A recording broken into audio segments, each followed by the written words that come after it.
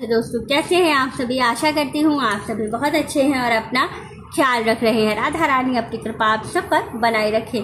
दोस्तों आज हम लोग योगिनी एकादशी के इस उपाय के बारे में जानने वाले हैं। क्या करना है आपको, हल्दी और धतूरे का एक ऐसा अचूक उपाय बताऊंगी जिसको करने से आपको विशेष रूप से लाभ होने वाला है। अगर आपके जीवन में कोई समस्या है, कोई परेशानी है, व्यापार नहीं चल रहा है, कोई ऐसी समस्या है जो बहुत दिनों से चली आ रही है और वो समाप्त नहीं हो रही है वो समस्या, तो आपको कैसे उसको इस उपाय को करके उस समस्या को समाप्त करना है, हम लोग इसी के बारे में जानेंगे इस वीडियो में।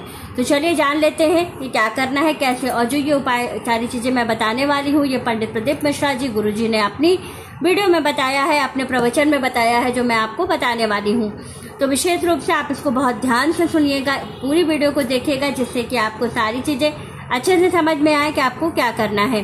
सबसे पहले तो हम लोग एकादशी की बात करते हैं, क्योंकि 22 जून को एकादशी योगिनी एकादशी भी पड़ रही है।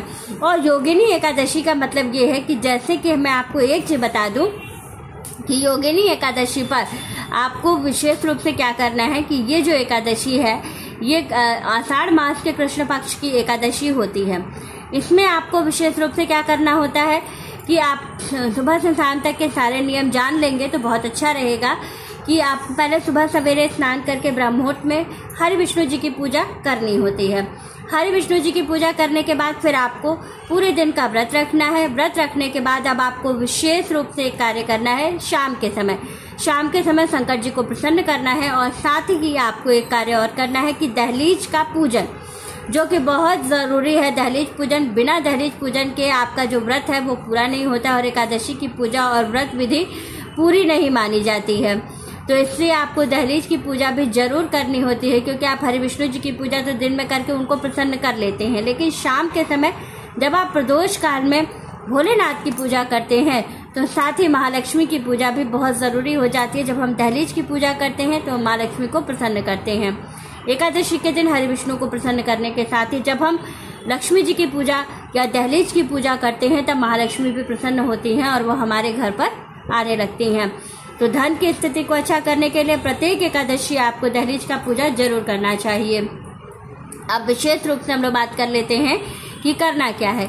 तो सबसे महत्वपूर्ण चीज आपको क्या करना है कि सुबह आपको स्नान करके हरि विष्णु जी की पूजा करनी है। उसके बाद आपको क्या करना है, शाम के समय प्रदोष काल में आपको जाना है शिव जी के मंदिर में। शिव जी के मंदिर में आपको 1 लोटा जल समर्पित करना है और अर्धपुंड त्रिपुंड का तिलक लगाना है भोलेनाथ को। साथ ही आपको दूध या दूध से बने हुए मिठाई का भोग लगाना है और 2 दीपक लेके जाना है, एक तिल के तेल का और एक देशी घी का। तिल के तेल का दीपक लंबी बाती का और जो देशी घी का दीपक होगा वो फूल बाती का होगा, यानी कि गोल बाती का।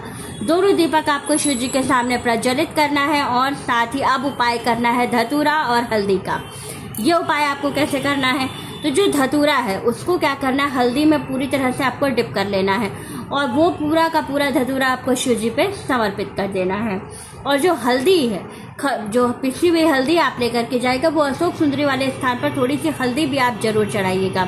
ऐसा करने से क्या होता है कि जो धन की प्रॉब्लम हमारे जीवन में आ रही है, व्यापार नहीं चल रहा है, कोई इस तरह की परेशानी, नौकरी में कोई ऐसी समस्या है जो बहुत दिनों से चल रही है और बहुत ज्यादा हम टेंशन में हैं कि हमारा काम सही से हो नहीं पा रहा है, तो वो आपकी समस्या समाप्त होने लगती है और आपको बहुत जल्दी इसका लाभ होने लगता है।